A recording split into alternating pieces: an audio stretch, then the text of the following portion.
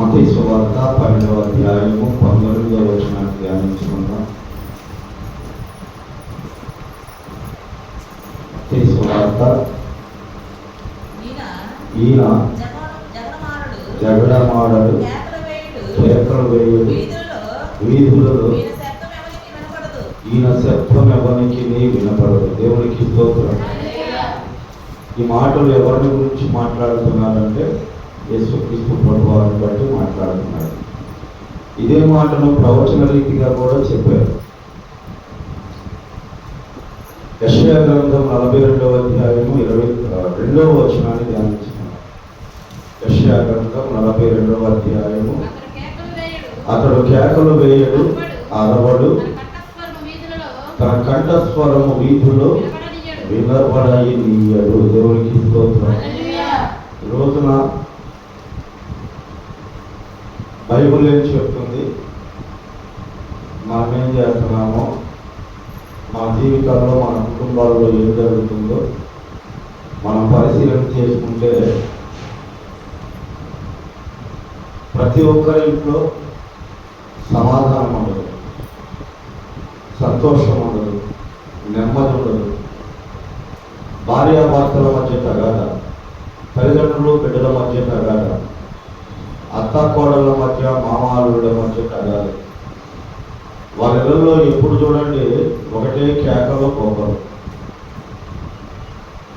ప్రభువును నమ్ముకున్నటువంటి వారు ఎలా ఉంటారు అంటే సమాధానంగా ఉంటారు, నెమ్మది కలిగి ఉంటారు, జగడాలకు గొడవలకు చాలా దూరంగా ఉంటారు. వాళ్ళ కుటుంబాలు ఎలా ఉంటాయి అంటే చూసే వాళ్ళ శక్తము వాళ్ళ కుటుంబాలను బట్టి సాక్ష్యం చెప్పుకునేటట్లుగా ఉంటారు. కొన్ని కుటుంబాలు అలా ఉండవు. ఒకరోజు ఒక దైవజనుడు ఒక కుటుంబంలోకి వెళ్ళాడంట ఆహ్వానిస్తే. పొద్దుపోయింది, తిరిగి వెళ్ళడానికి వీలు లేక అక్కడే పడుకోవాలని వాళ్ళు బలవంతం చేస్తే సరే భోజనం అది చేసి ఆ ఇంట్లో పడుకోవడానికి ఆయన సిద్ధమయ్యాడు. మంచి గదిని చూపించారు, ఏ క్లాస్ అయినా రోజు మంచాన్ని ఇచ్చారంట,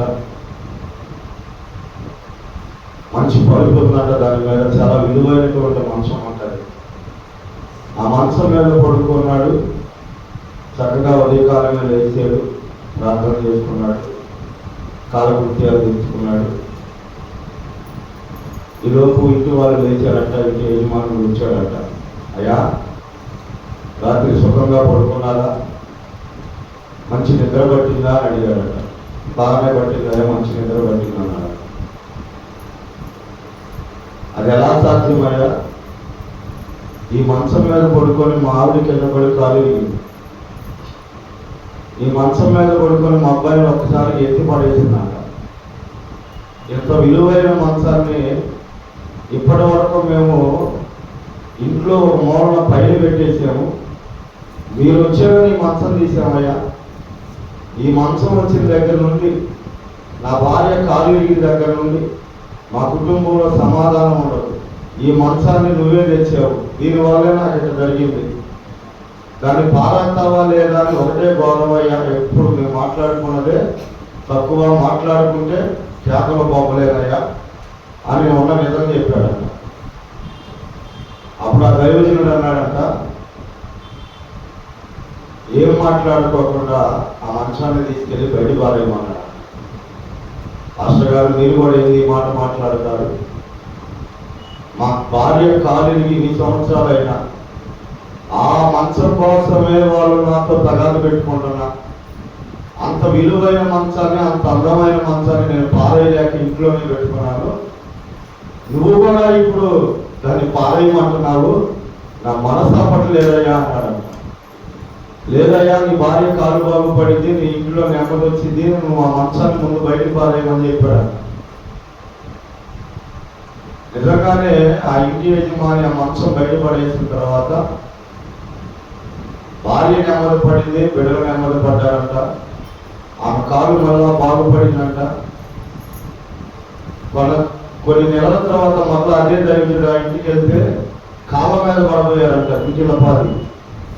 అయ్యా నేను దేవుని మీద ఎందుకు నా కాళ్ళ మీద పడబోతున్నారో అని చెప్పినప్పుడు ఆయన చెప్పాడంట, అయ్యా ఇది నేను పనిచేసే దగ్గర మా యజమాని కలపల్లో మంచి కలపని విలువైందని నేను రాత్రికి రాత్రి దొంగిలించి దాన్ని తీసుకొచ్చి కోత రోపించి మంచం చేపించి ఇంట్లో పెట్టుకున్నాను. అది ఇంట్లోకి వచ్చిన నాట నుండి మా కుటుంబంలో నెమ్మది లేదు, మా కుటుంబంలో సంతోషం లేదు. ఇదంతా నేను చేసింది మా పిల్లల కోసమే కదా, నేను ఏం కూడబెట్టినా ఏం చేసినా అనుకున్నాను. కానీ దొంగ సొమ్ము ఇంటికి తీసుకురావడం వల్ల, పొరల సొమ్మును మనం ఆశించడం వల్ల కుటుంబంలో ఎంత నష్టపోతామని, ఎంత మాకు మనశ్శాంతి లేకుండా చేసిందని మాకు తెలియలేదయ్యా. ఆ మంచాన్ని నీ మాట ప్రకారంగా నేను లోబడి పారేసిన దగ్గర నుంచి మా కుటుంబం అంతా నెమ్మదిగా ఉందయ్యా అని చెప్పారు. దేవునికి స్తోత్రం. హల్లెలూయా. జీవం కలిగిన దేవుని బిడ్డలైన వారి కుటుంబాలు ఎలా ఉంటాయి అంటే నెమ్మది కలిగి ఉంటాయి అమ్మ, సమాధానం కలిగి ఉంటాయి. ఎంత కోపం వచ్చినా ఏం చేసినా కానీ మాటలతోనే వాళ్ళు సర్దుకుపోతారు. ఆ రోజే వాళ్ళకి ఆ బాధ, ఆ పగ, ఆ కోపాలు ఉంటాయి. ఆ తర్వాత ఉండవు కూడా. అలా ఉన్న కుటుంబాలు నిజంగా ప్రభువుని వెంబడించే కుటుంబాలు, వాళ్ళ కుటుంబాల్లో అన్యాయమైనది ఏది తెచ్చుకోరు, లంచంగా ఏది పుచ్చుకోరు, వడ్డీలుగా ఏది కూడా తీసుకోరు. వడ్డీ వలన, దొంగతనంగా తెచ్చుకున్న దాని వల్ల లోకుల కష్టాన్ని మనది అనుకొని లాక్కున్న అధికారాన్ని బట్టి, నాయకత్వాన్ని బట్టి ఇంకొకరిని తేలిగ్గా మోసం చేయొచ్చు. కానీ ఆ డబ్బు వాళ్ళ కుటుంబాలకు నెమ్మదిని, సంతోషాన్ని ఇవ్వదన్న సత్యము ప్రభు మనకు తెలియపరుస్తున్నాడు. దేవునికి స్తోత్రం. హల్లెలూయా. రోజు కుటుంబాల్లో ఒకరికి సమాధానం లేకుండా పోవడానికి, మాట్లాడుకుంటే గొడవలు, కేకలు వేసుకోవడానికి కారణం ఏంటయ్యా అంటే దేవునికి అయిష్టమైనటువంటి బ్రతుకులు బ్రతుకుతున్నాం కాబట్టి మనము దెబ్బతింటున్నామన్న సత్యాన్ని గుర్తుపెట్టుకోవాలి. యేసుక్రీస్తు ప్రభు వారు ప్రవచన రీతిగా ముందుగానే 750 సంవత్సరాల క్రితం ఆయన నడిపింపును, ఆయన నడకను, ఆయన స్థితిగతులను, ఆయన పరిస్థితిని ముందుగానే బైబిల్ గ్రంథంలో రాయించాడు యెషయా గారు ద్వారా. ఆయన వీధులలో కేకలు వేసి, మరి కేకలు వేసేదేమన్నా మార్కు సువార్త 5వ అధ్యాయము 5వ వచనాన్ని చూడండి.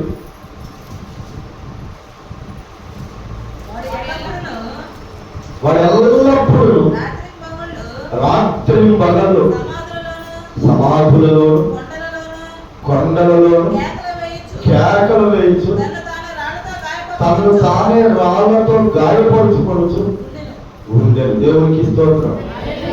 వీడు దాదాపు 2000 అపవిత్రాత్మలు పట్టినటువంటి వాడు. వీడు ఎల్లప్పుడూ ఏం చేస్తాడంట? కేకలు వేస్తూ తనను తాను గాయపరుచుకుంటాడంట. మీరు చాలా మంది ఇళ్ళలో చూడండి, గొడవలు ఆడుకునేటప్పుడు వాళ్ళే కొట్టుకుంటారు. వాళ్ళే కొట్టుకునేటట్లుగా ఇళ్ళలో వాళ్ళు ప్రవర్తిస్తారు. ఇప్పుడు ఈ బ్యాచ్ మొత్తం ఎవరికి సంబంధించింది చెప్పండి? సాతాను వాడు దోషగణానికి సంబంధించిన వాళ్ళ కాదా? మీ కుటుంబంలో అన్యాయపు సొమ్ము లేకుండా, నీ కుటుంబంలో పాపం అనేది లేకుండా ఉంటే, యోబు గారి గ్రంథంలో రాయబడినట్లుగా నీ ఇంటి వస్తువులలో లెక్క చూసుకుంటే ఏది కూడా తక్కువ కాదు అని ఉన్నది. దేవునికి స్తోత్రం. ఈ రోజున చాలా మంది దేవుని బిడ్డలైన వారు సైతం పక్కదావు పట్టేటువంటి పరిస్థితులు ఎలా ఉన్నాయంటే, ఏదైనా చేయాలి, ఏదైనా చేసి సంపాదించాలి. ధనాపేక్ష సమస్తమైన కీడులకు మూలం. దేవుని బిడ్డలారా, జీవం కలిగిన దేవుడు కొద్ది కాలం ఈ శ్రమను పెట్టిన ఖచ్చితంగా ఆ శ్రమను తీసివేసి నువ్వు మొదట పడిన బాధ కంటే ఎక్కువ సంతోషాన్ని ఇవ్వగలిగిన దేవుడు మన దేవుడు. కానీ మన నిర్ణయాలు ఎలా ఉంటాయంటే ఏదో ఒకటి చేసి సంపాదించాలి. అది ఎలాగైనా కానీ నీ నోటి మాటే నీ మీద తీర్పు తీసుకొచ్చింది. ఎందుకంటే బైబిల్ గ్రంథం చెప్తుంది, ఎప్పుడు అపవిత్రమైన మాటలు, ఎప్పుడు కీడుకు సంబంధించిన మాటలు, ఎప్పుడు తను తాను తక్కువ చేసుకునే మాటలు, ఎప్పుడు లోకానుసారమైనటువంటి మాటలు, శాపనార్థాలు నీ నోట రానియొద్దు అని. మరి దేవుని బిడ్డలైన వారి నోట ఏది రావాలయ్యా అంటే దీవెన వచనం రావాలి, ఆశీర్వాదపు వచనం రావాలి, విశ్వాసం కలిగిన మాట నీ నోట్లో నుంచి రావాలి, నిరీక్షణ కలిగినటువంటి మాట నీ నోట్లో నుంచి రావాలి. చూడండి, ఆ మాట నేను మీకు చూపిస్తాను.